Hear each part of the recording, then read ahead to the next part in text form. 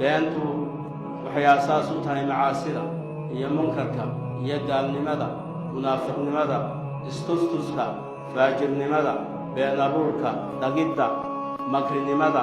dulmiga cayda khiyaanada iyo xeeladaysi iyo isku dir iyo xan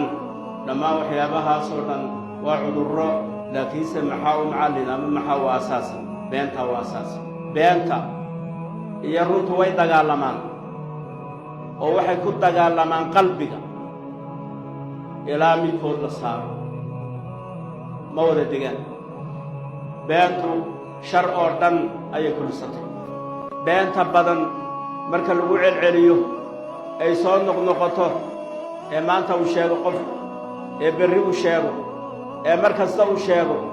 waxay u noqonaysaa dabeecad dhaqan bay u noqonaysaa wuxuu bannaysanayaa kaa kale cirdigiisa uu been ka sheegaya wuxuu bannaysanayaa qaraabadiisii iyo dadkii ay isku fikri noqon waayeen ayuu bannaysanayaa cirdigoodii wax ka sheegaya wuxuu bannaysanayaa inuu cidda maaragtaa ay sayaan wax alla wuxuu doono ee beena uu ka sheego ayuu bannaysanaya